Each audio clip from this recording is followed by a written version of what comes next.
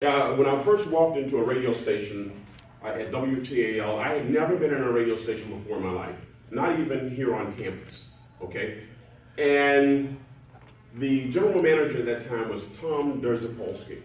I think he's still around in town. And I remember as a kid listening to him when I listened to WTAL radio before we got black radio. We listened to WTAL, and I remember Tommy D. This was the Tommy D that I grew up listening to. And he says, okay, so you want to work in radio? You want to go on there? I said, yeah. Okay, well, let me hear your reel. Let me have your reel. I said, reel? What are you talking about? He says, your audition tape. You don't have an audition tape? I said, no. I said, I've never been on a radio station in my life. And so just on that, he says, you have the nerve to come in here and ask me for a job if you've never been in a radio station? I said, yeah.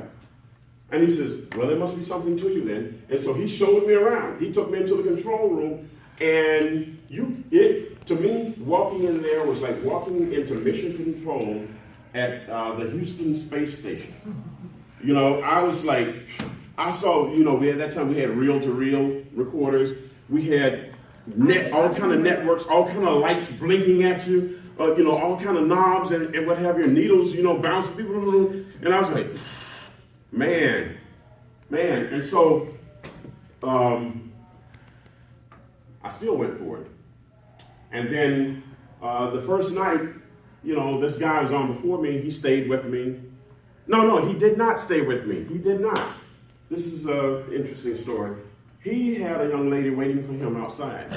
And so he went through the board very quickly. He says, this is ABC network, this is Mutual Network, this is your reel-to-reel control, your turntable 1, turntable 2, you just pop them up. Your cart machine is here. Cart machine is what we play jingles and commercials on and what have you. This is a pot for that.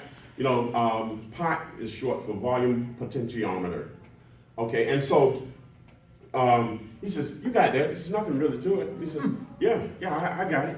Soon as he left that door, everything he told me went with it. Yeah. And then the record that he had on, which was a 45, 45 was a little small disc at the time, it was about to run out. And I had to get more music on. So I'm breathing hard. I said, oh, okay. So I put another record on, got it ready to go, queued it up and everything. Couldn't figure out how to get it on the air. Shoot.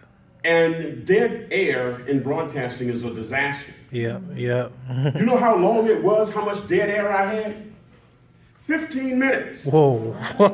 15 minutes. So after I got the turntable going with the record on it, I turned every knob up there was.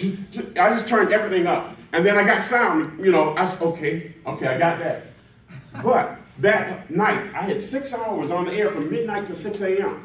Jeez. That was just the beginning. The whole night, I was just like this. The whole night.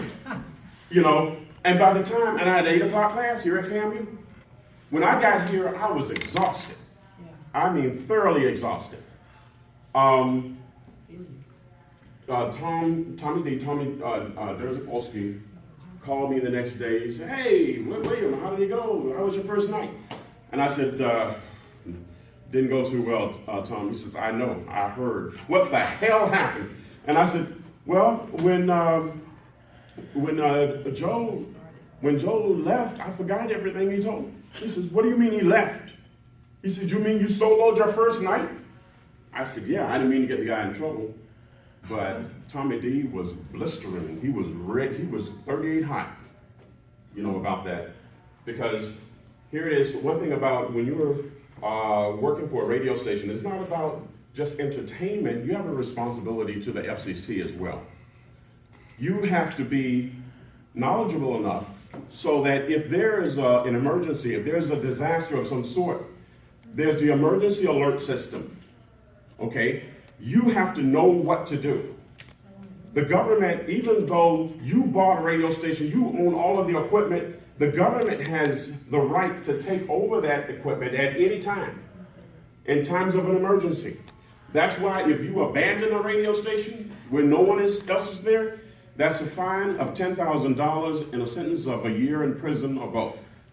Okay?